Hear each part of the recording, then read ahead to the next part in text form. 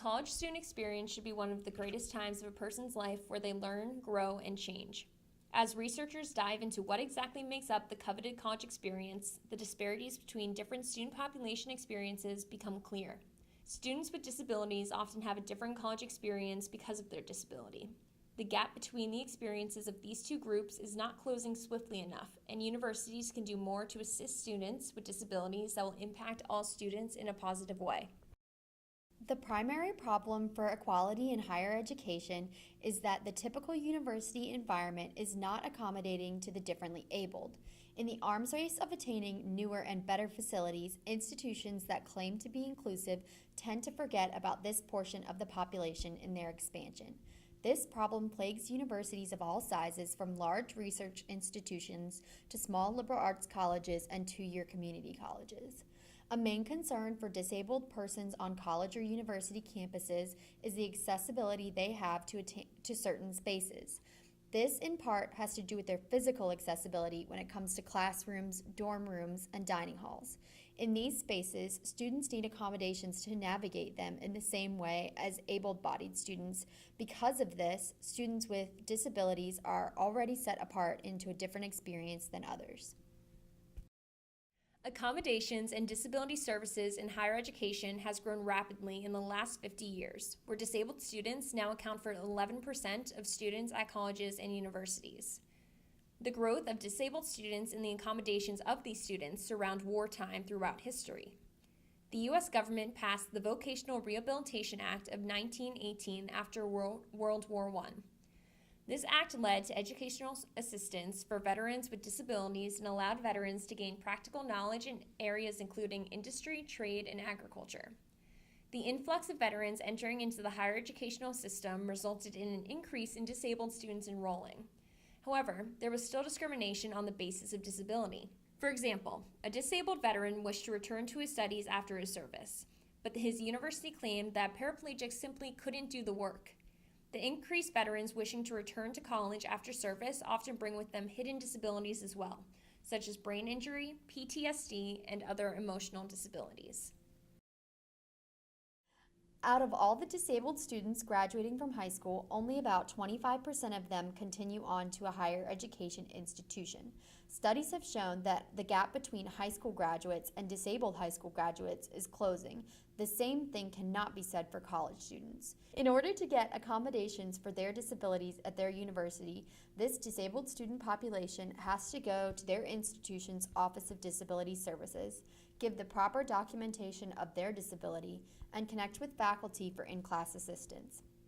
All of this must be initiated by the student and not the college or university. However, not all students with disabilities connect with the Office of Disability Services due to not wanting to be seen as different in this new environment with new people.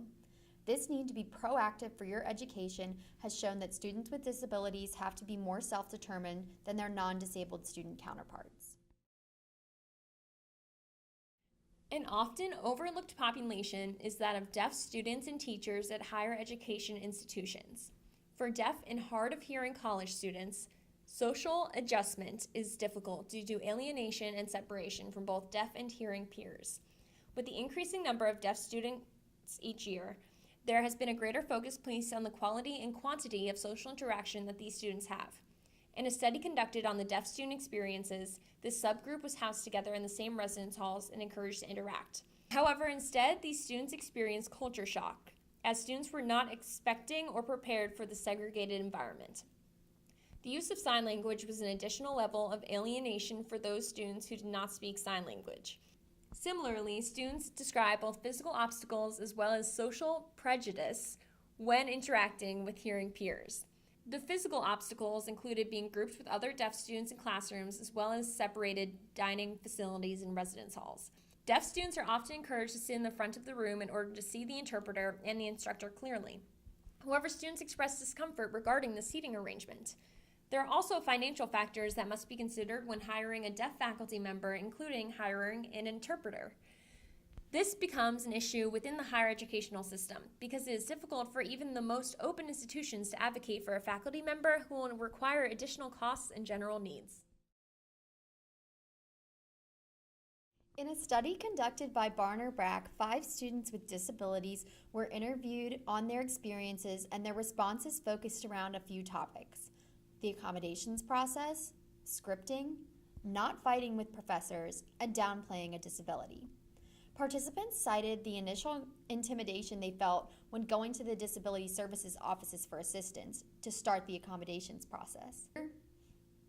They also tried to use the same language, or scripting, when telling new professors or friends on campus about their disability in order to handle the situation in a way where they felt comfortable in talking about what made them different. Some students ran into difficulties when speaking with their professors about accommodations because the faculty would not help the students. So they felt it was easiest to go with whatever the professor wanted to do and have to work without accommodations. Overall, participants spoke on how they wanted to feel like a normal college student and not stand out due to their disability.